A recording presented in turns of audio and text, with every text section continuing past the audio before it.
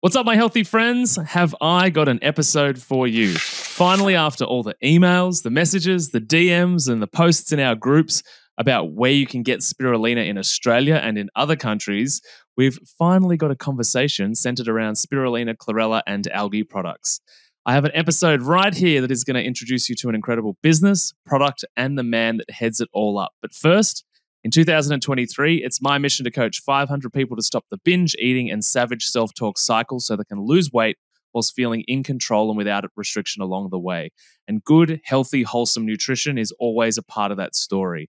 And that's why this episode has so much relevance to anybody going on a journey like that. Okay, so I want to introduce you to Mr. Mark Pages, who is the founder and CEO of Vitality, a nutrition company that specializes in marine phytoplankton.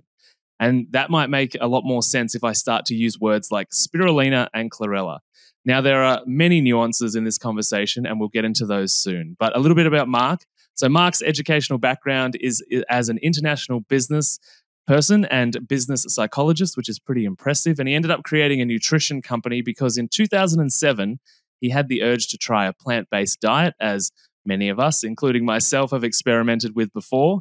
And this diet experiment was to see if he could get all of the nutrition he needed on a plant-based diet using whole foods that could provide all the nutrition that you might find in a conventional diet that includes meat and fish. Of course, what he discovered was that it wasn't really possible, or at best, it was quite difficult to achieve that. And so this took Mark's business brain to a place where he wanted to solve problems that not just he, but thousands of people have, which is meeting all of your daily nutritional requirements. Irrelevant of the diet, many people have that challenge. So along that way, he invested in 2 green biotech companies in Spain and the Netherlands in 2008, working with cutting-edge scientists to isolate and develop unique growing systems to grow the smallest microscopic plants that have ever existed, aka phytoplankton. And after 5 years of R&D in Europe, Vitality was born. Launching in 2013, phytoplankton was quickly picked up by a few health gurus in the USA, and it took off, which is incredible, and cut to 2023 with us today. And Vitality is taking its production and education to the next level. And why wouldn't you do that by hanging out on this podcast, right? So, Mark, welcome to the show. How you doing? Yeah, thank you, Matty, for having me on. It's a pleasure to join you today. I love what you've been doing and the health and wellness journey you're taking your listeners on, and happy to be a part of that. Yeah, I'm excited. So I want to just share a little bit of history for the listeners.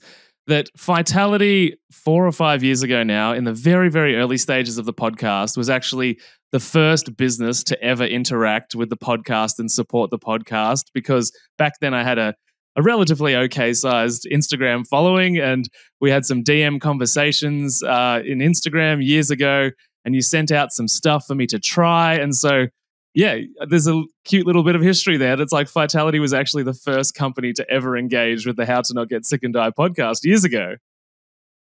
Fantastic, Matty, and you're looking very well. So I hope those little samples inspired you on that journey somehow.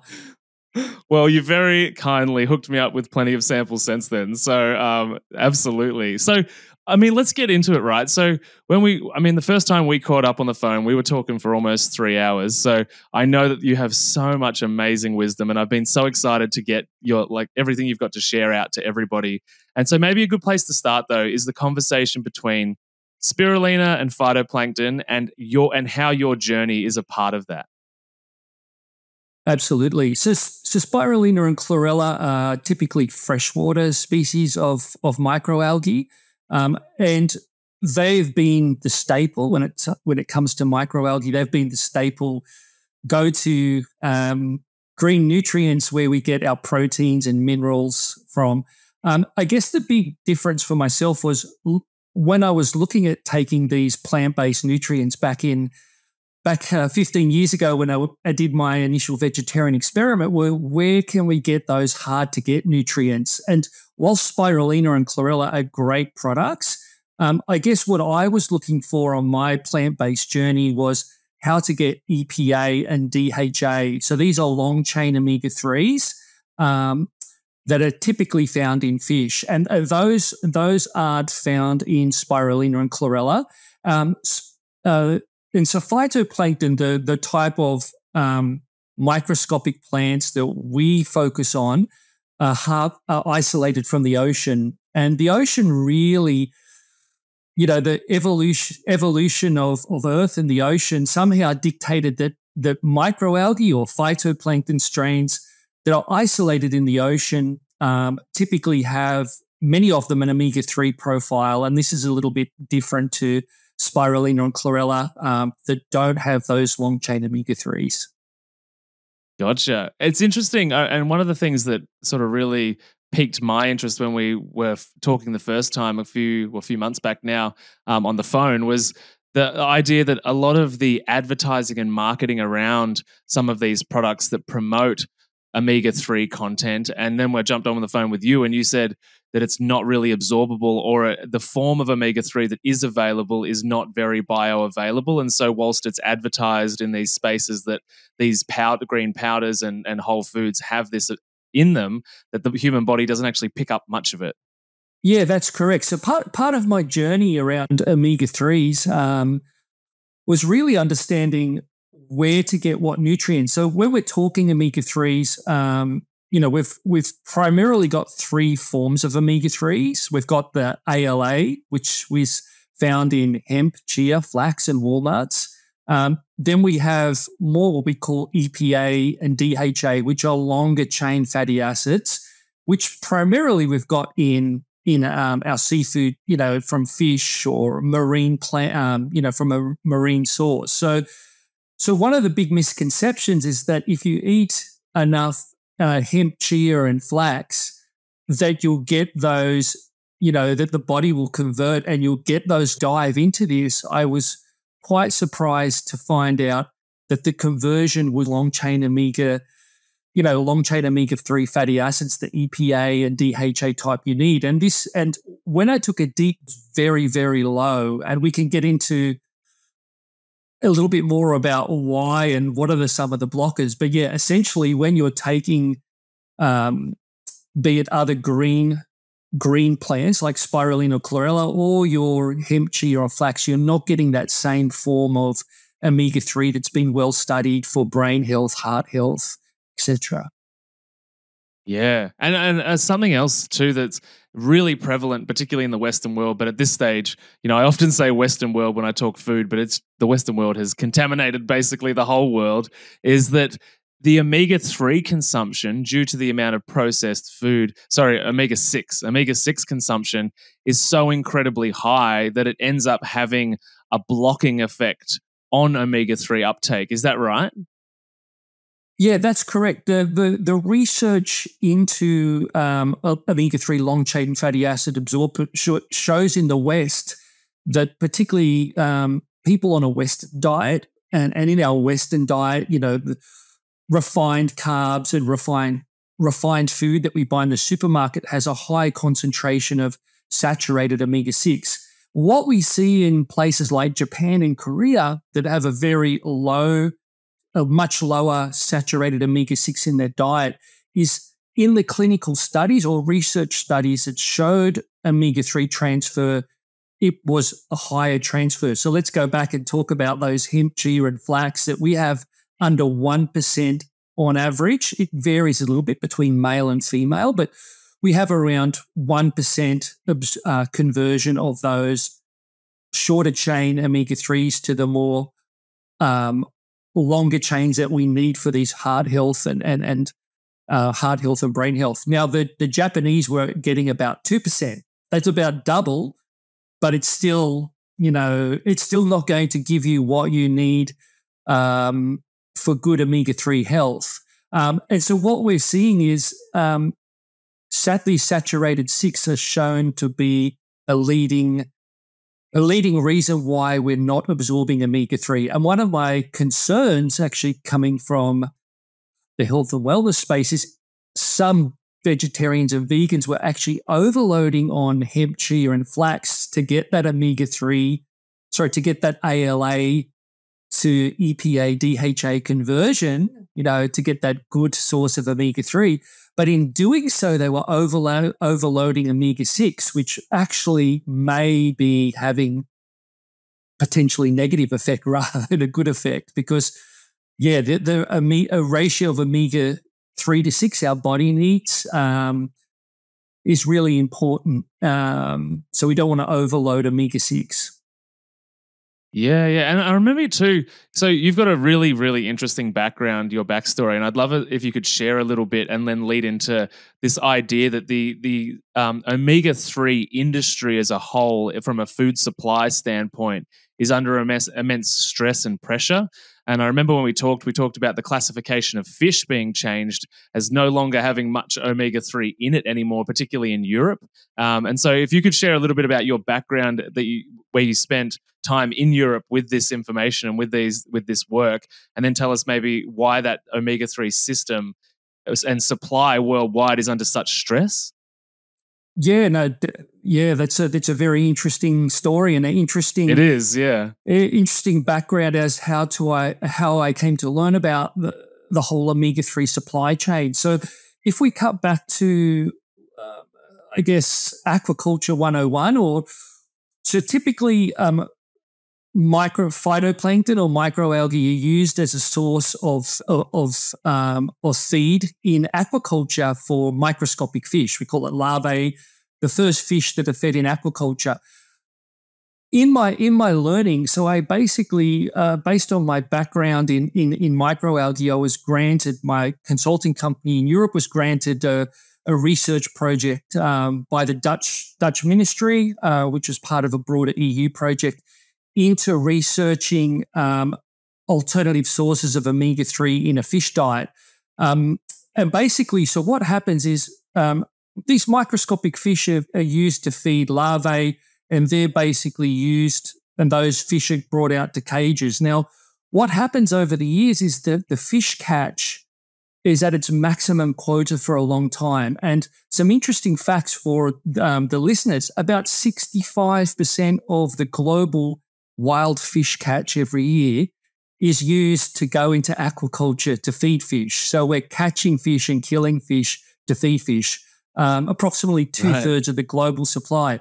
That are approximately 20%, just over 20% now go into fish oil supplements, and the balance is mainly used for wild fish. So what we see is the whole pressure on the marine ecosystem,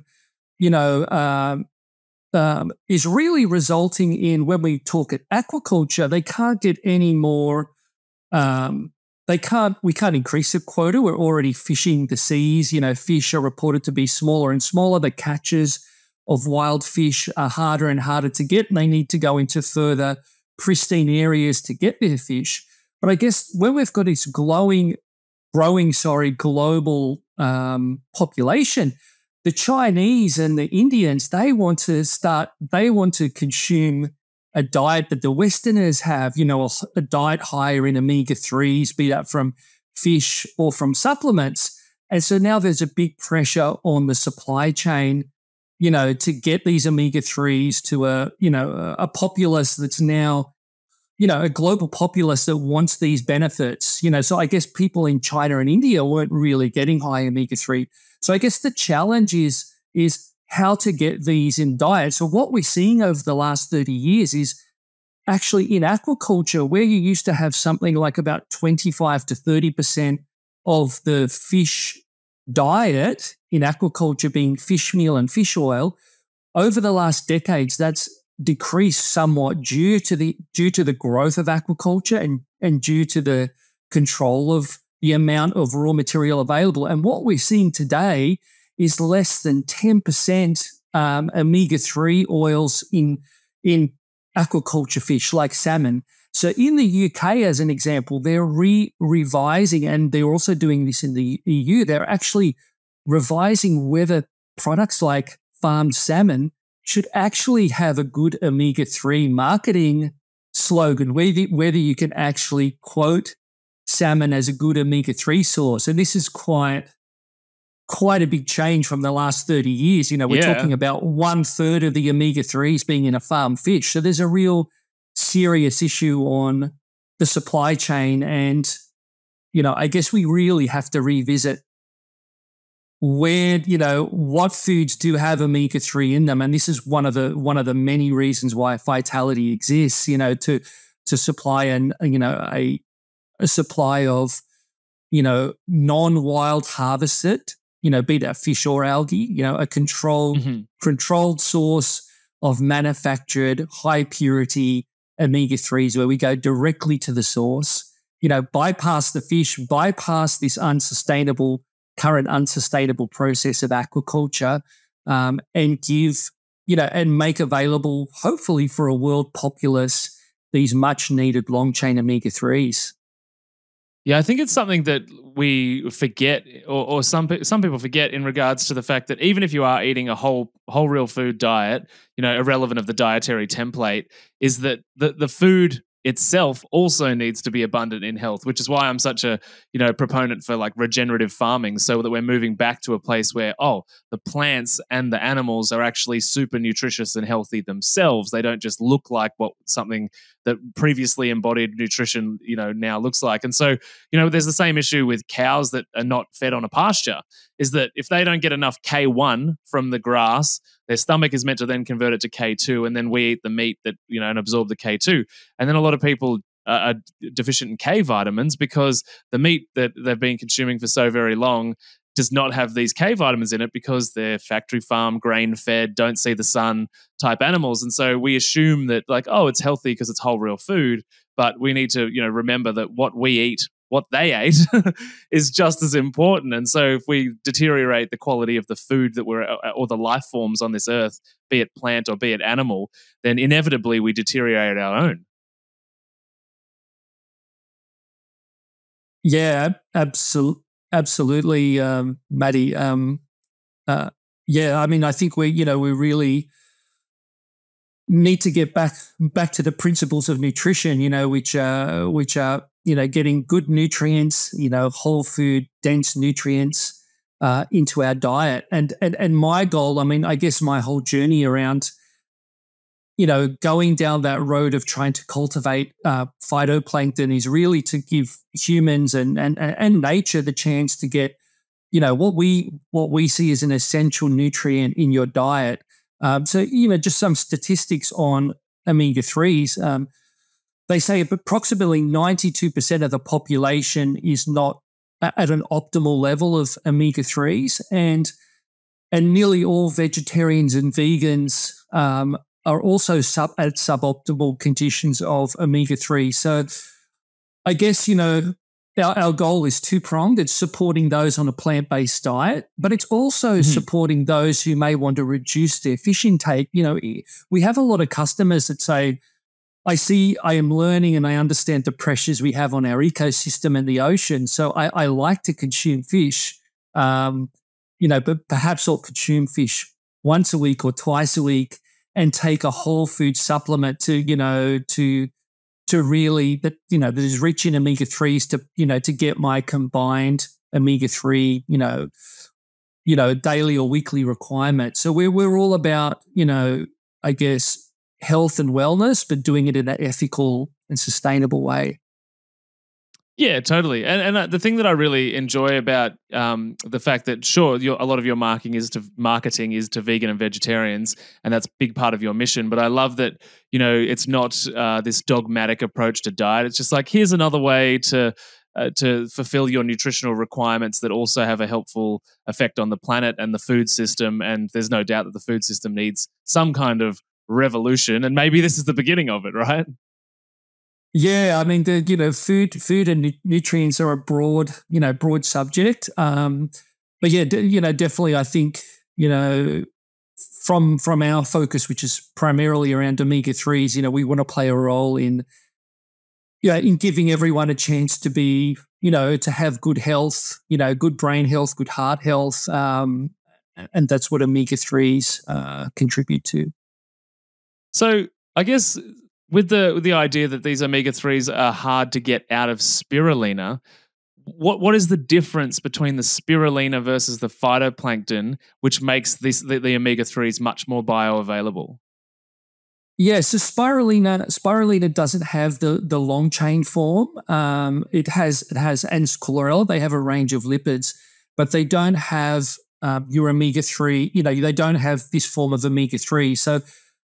So it's all about making sure you get these long-chain fatty acids, and our phytoplankton really guarantees that you get it. So you don't have to worry about, oh, am I going to convert 1% or am I going to convert 2%, and, you're basically assured as someone on a plant-based diet that you're going to get those essential long-chain fatty acids. And you're also going to assure yourself that you're going to get those if you want to go on a flexitarian diet where you say, I want to reduce my, fish consumption, but I want to make sure I don't reduce my overall omega-3s.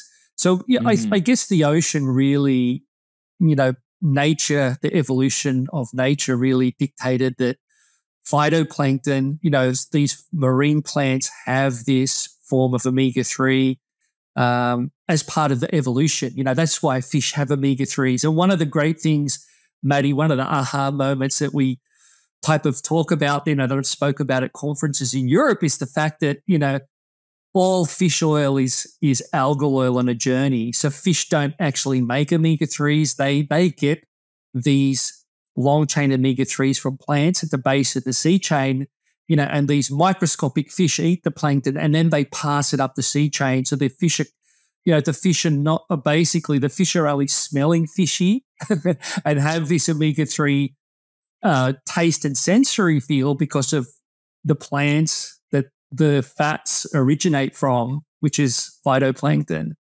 Ah, interesting. So fish smell like fish because of phytoplankton. Absolutely, yeah. And if you were to smell, phytoplankton powder, it actually, it smells. You have that aroma. In fact, there's always quite a funny story because we have, the phytoplankton is also growing as a pet supplement, and pets, dogs and cats, or that are really used to having a fish diet. When you would open a pack, your dog or cat would run and jump over you, because what they're smelling is they're smelling the sensory perception of fish, because they're that's their senses are saying I smell fish. But yeah, what it really is the fatty acid, the omega-3 fatty acid composition that originates from phytoplankton that has been passed through to fish.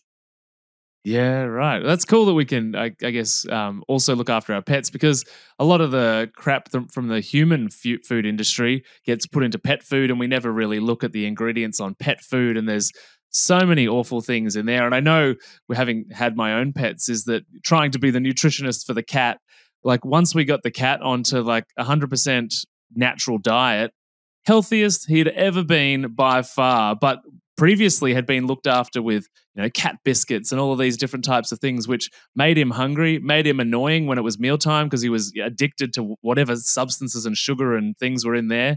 And then once we converted him to a natural diet, he was just the healthiest cat, didn't worry about food, wasn't hungry all the time. And it's so easy to forget that, the pet food industry is just as bad. Oh yeah, both these industries are on a similar trajectory. Refined sugars, refined carbs, a lot of fillers, a lot of non-natural ingredients, and I guess the greater question is, we see the change when we're observant of our animals when we take them off a high sugar, because there's so much sugar in pet food in the supermarket, in your average pet food. The question is, where we are also as humans on this high sugar, highly refined carbs diet, and we have the same challenges. The way I think about it is there's only 3 species on the earth that have issues with obesity, and it's humans and the 2 species that they've enslaved, which are cats and dogs.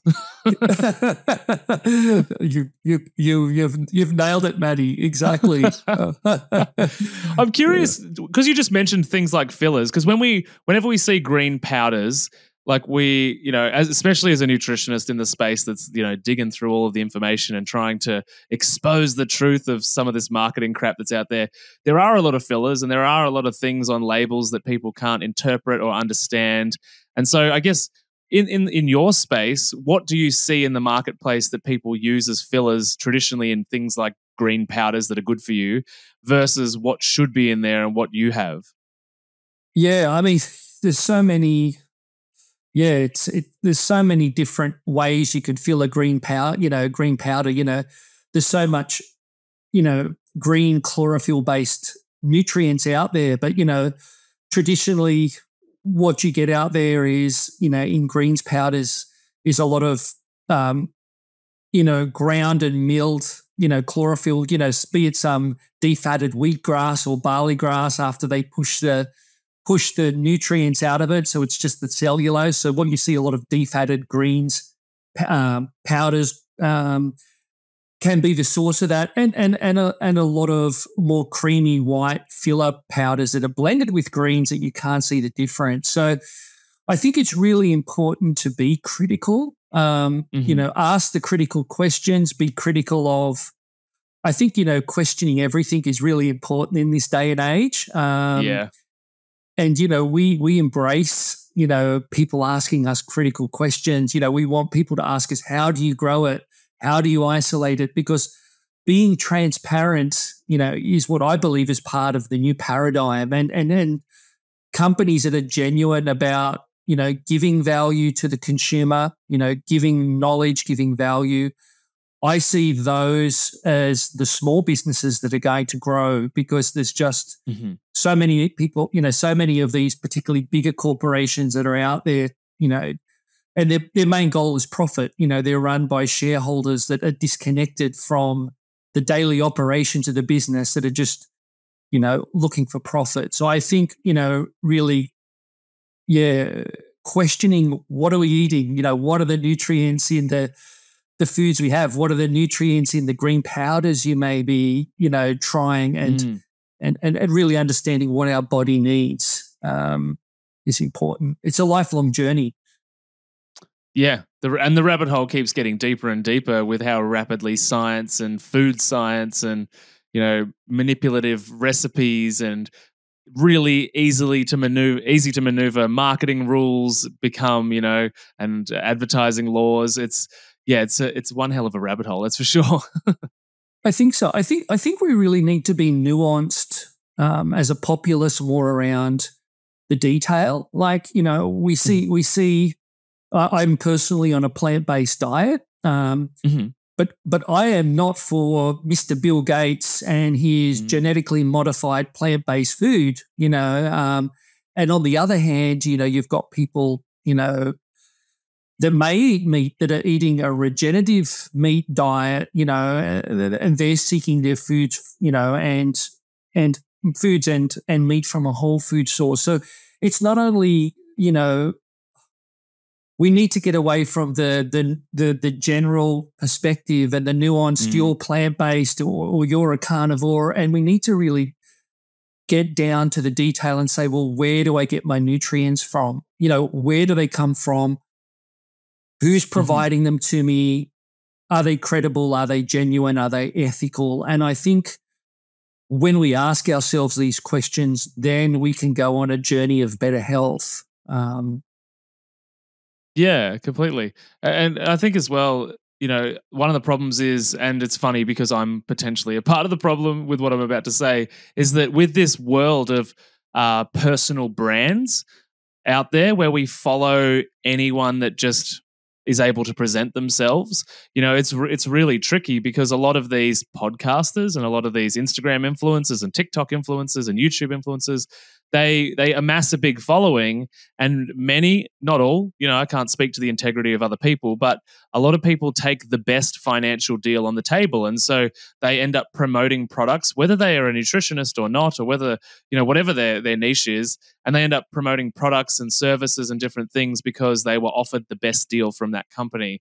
And sure, they might use it as well, but it doesn't necessarily qualify them as an expert, and it doesn't necessarily mean that it is actually what's best for the consumer, which is an endless topic of debate, because every one of those companies would come out and debate that their product is the best, right?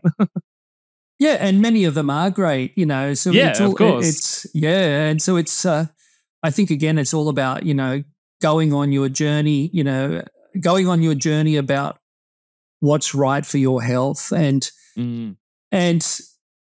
lifting the veil, or looking a bit deeper into what do I need for good health, and where am I going to source that from? And, I think, your podcast, Matty, getting, providing a platform to innovators to, and people that want to support the greater people going on that health and wellness journey is great, because this is a medium to ask the questions, and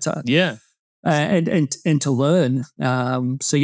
Thanks for providing the platform, and I welcome more and more questions from yourself and all the people that are looking for a better diet.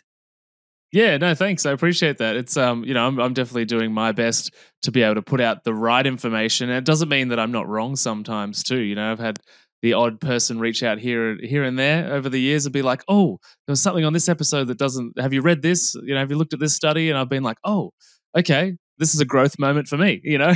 But I think the only way that can happen from an organic and integral place is to move through the nutrition world in an undogmatic way or a non-dogmatic way. And I think that we're so religiously attached to our dietary labels these days that it's kind of like, oh, if you sign up to this influencer, then you can only be a vegan for life. Or you sign up to this one, then you're only a carnivore. And then they can go into battle when really my mission at least is really just to get everyone a bit healthier. How to not get sick and die is like, you can do it. And there's about 1,000 ways to do it. Yeah, no, fantastic, Matty. It's a great ethical journey that to give others health and well-being. And health and well-being is not only what you put orally in your mouth for health and nutrition, but also how you think. So we need to raise our consciousness and raise our knowledge of nutrition. Yeah. Well, speaking of raising our knowledge of nutrition, something else that I found really interesting in the green powder world, years ago, I remember coming across, there was just a few people online that were talking about, with things like spirulina, chlorella, and other phytoplankton kind of stuff, they were talking about the bioavailability for B12 and also different vitamin B uptake. And there were some people arguing that actually with some of these products, the B vitamins are blocked from being consumed or by the body or uptaken by the body. And because they're a bit of an analog, and an analog for the listener meaning that it's a similar molecule, but it's not quite the same. And so instead of actually plugging into that receptor site on the cell and being used in the cell, it just kind of blocks the traffic. Can you talk to that B vitamin conversation? Yeah, absolutely. So I guess, coming from my background in Europe, the food regulations are a lot more strict about what you put in the nutritional label. And probably going back 10, 12 years ago in Europe, they really were having a good look at, a whole range of foods, but in particular, in this case, spirulina and chlorella. Both those products were featuring B12 on their labels in Europe. And so there was so part of the requirement to test the efficacy of every nutrient you put in the nutritional table really meant that these products had to be tested if they were absorbable forms of B12 or if they were indeed pseudo forms. So it was there, but it wasn't in a form that was absorbable.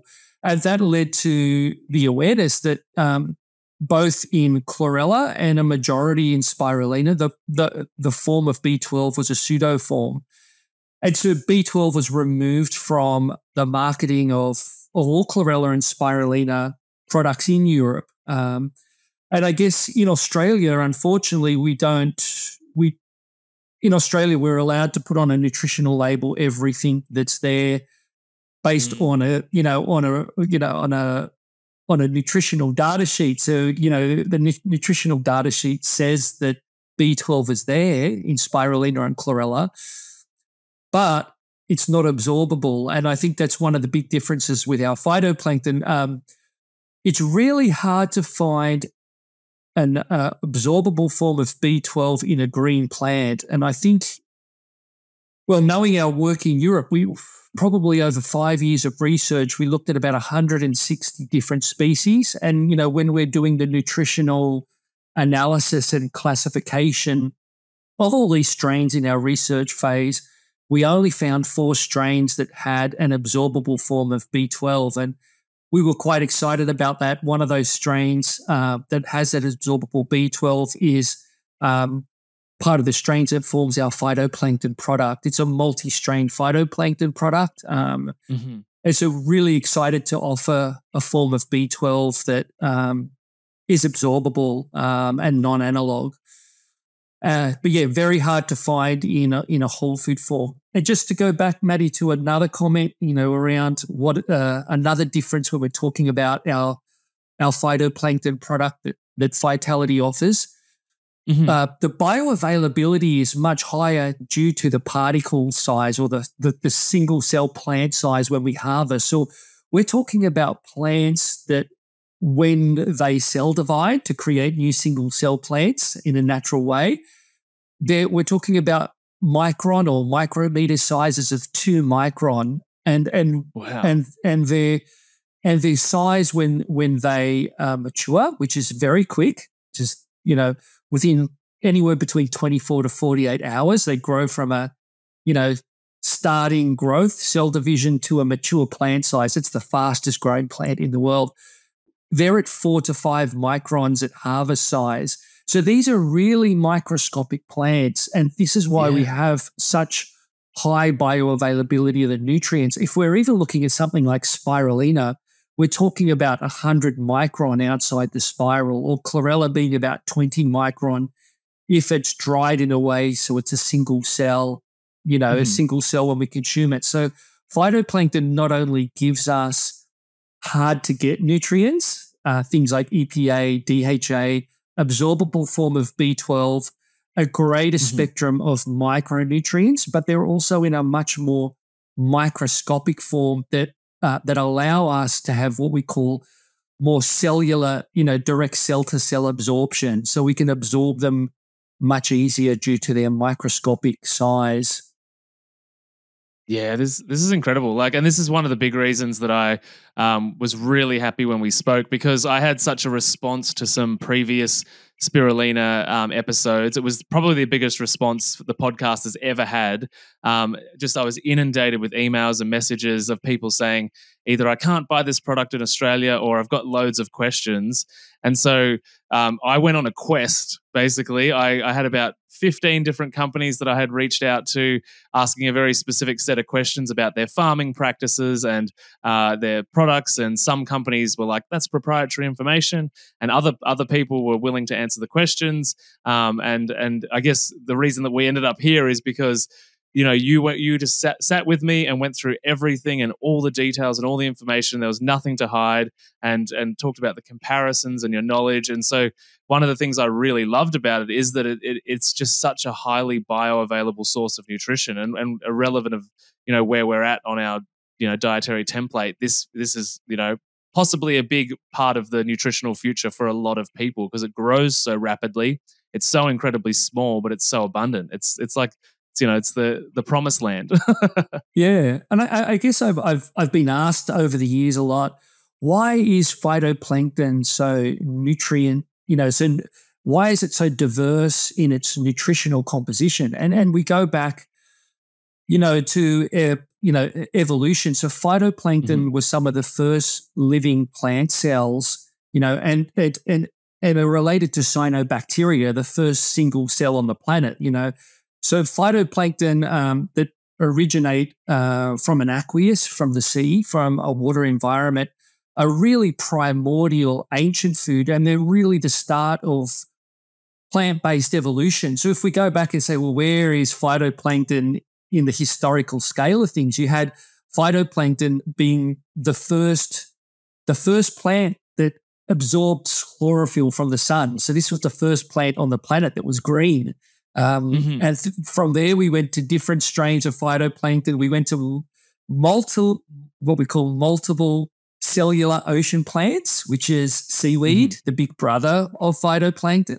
And then those plants and that chlorophyll moved on to land, and then we had terrestrial plants, trees and grass. But every time we're looking at our, out the window at the trees or leaves or the grass, we're actually looking at something that originated from phytoplankton.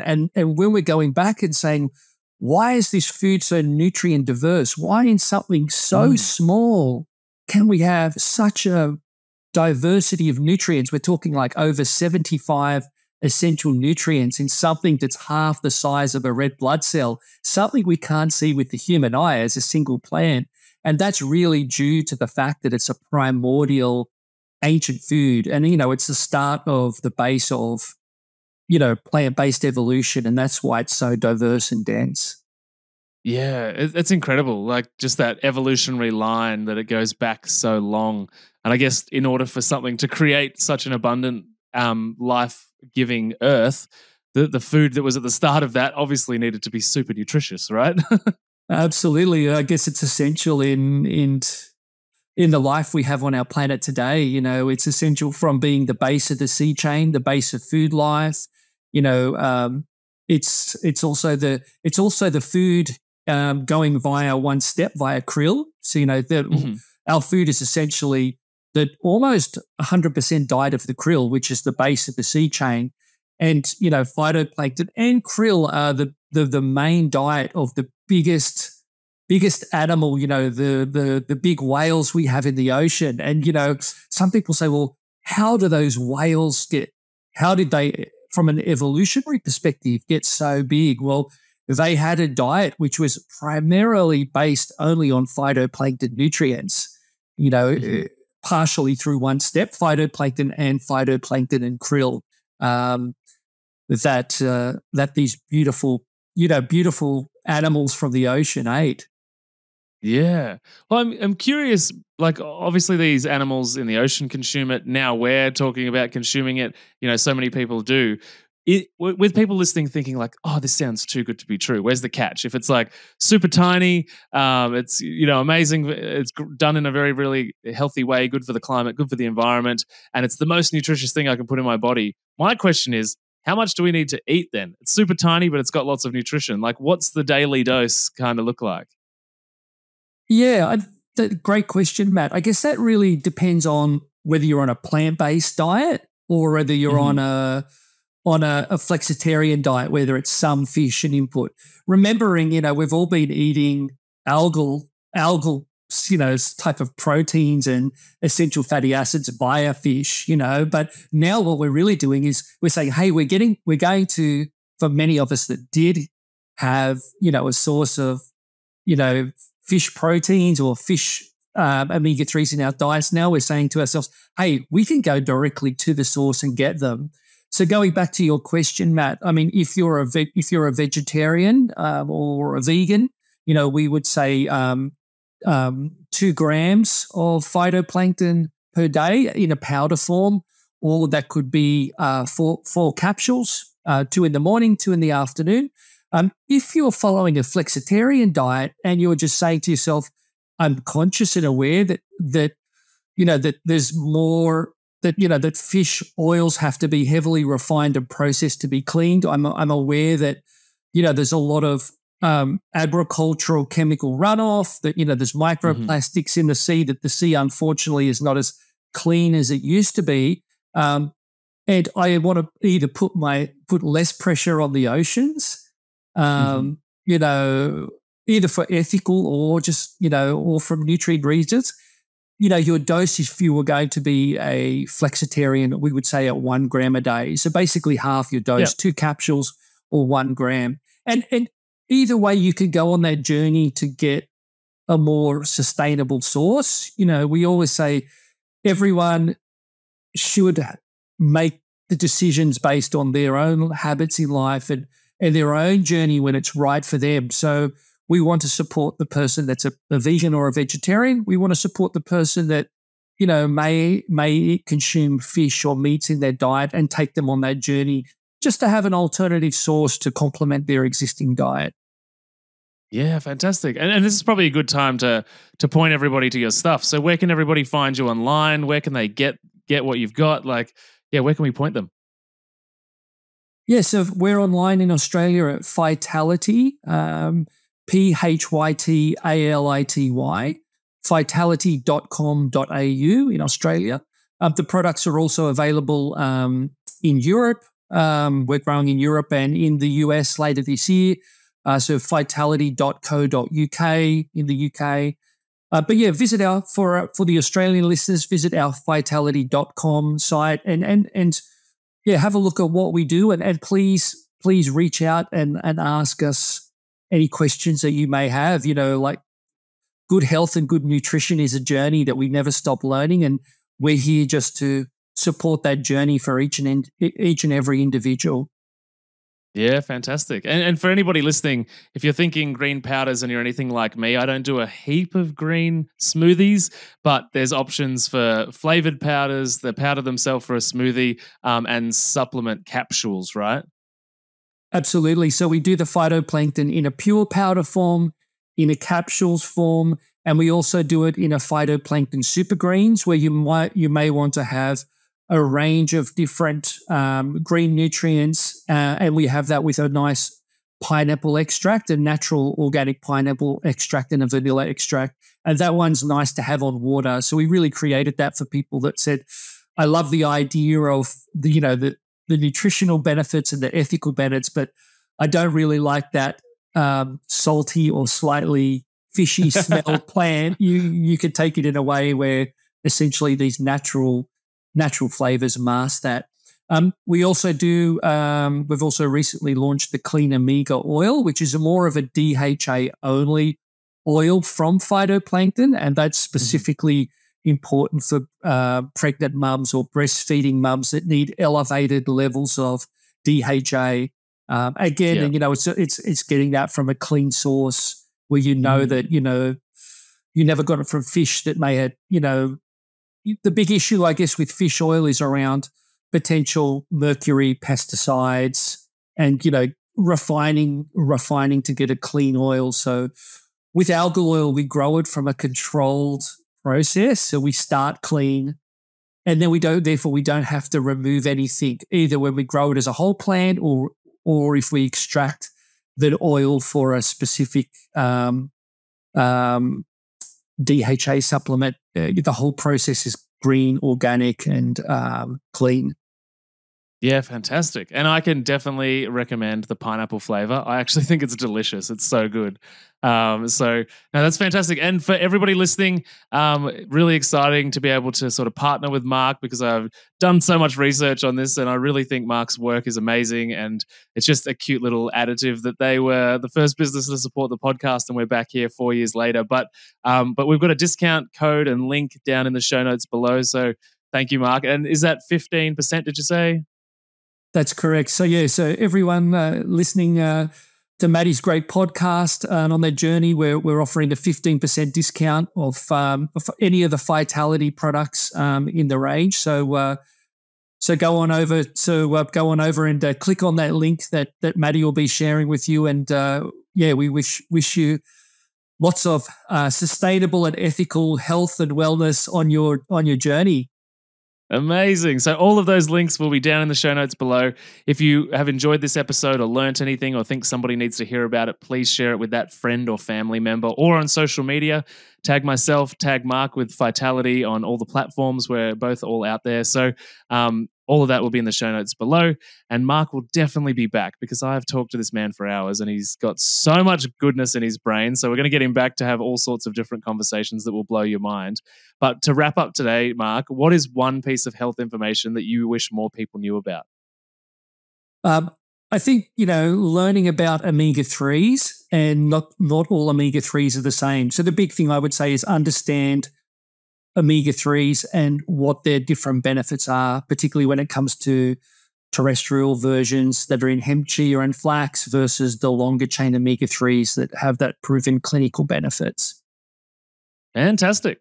Well, Mark, very grateful and appreciative for your time. I love this conversation. I love what you're all about, and I'm excited to get this out to the people. Thank you, Matty. Well done again. Love the podcast, love the work you're doing, and happy to contribute. Thank you so much for having me on. No, you're welcome. We'll catch you soon. Thank you, Matty. Have a great day. Thank you for your time. You too. Bye. Bye-bye.